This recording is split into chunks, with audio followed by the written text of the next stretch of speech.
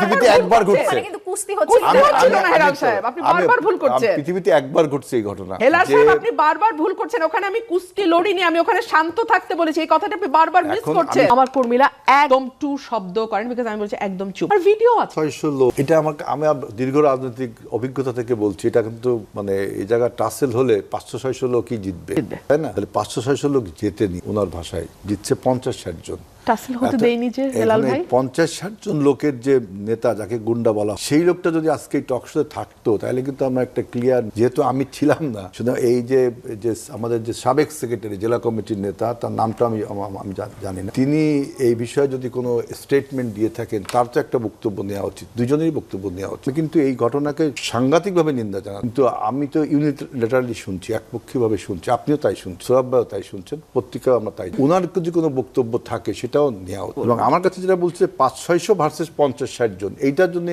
আমার 40 বছরের রাজনৈতিক অভিজ্ঞতায় আমি দেখিনি যে আমরা যদি 500-600 লোক থাকি, 50-60 জন লোক আমাদের উপর আক্রমণ করবে, এইটা কিন্তু আমার কাছে একটু কেমন যেন মনে হচ্ছে। কারণ আমি রাজনীতিতে দেখিনি এরকম কোন। আমরা যখন আওয়ামী লীগের বিরুদ্ধে আন্দোলন করেছি, তখনও যদি আমাদের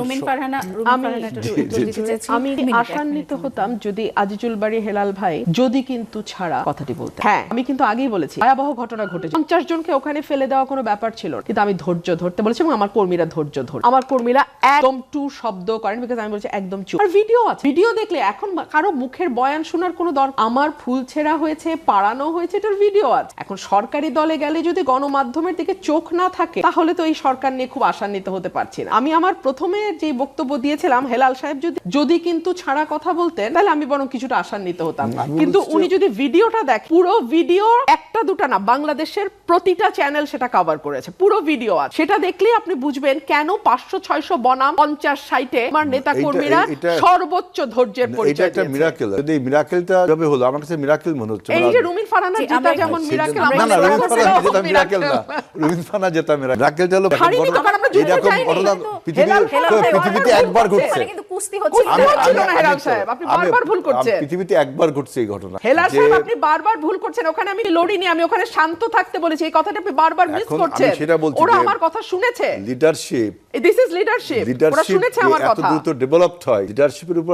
আপনারা যারা লেখাপড়া করেছেন লিডারশিপের উপর, যে একজন লিডারের কথায় 500-700 লোক মুহূর্তের মধ্যে, এবং উনি ওখানে লিডারশিপটা গ্রো করছে কত 10 বছর, 2017 সাল থেকে এলাকায় আমি কাজ করছি। হ্যাঁ, কাজ করছেন, কিন্তু লিডারশিপে আপনার বিএনপি তার সাথে ছিল, তাই না?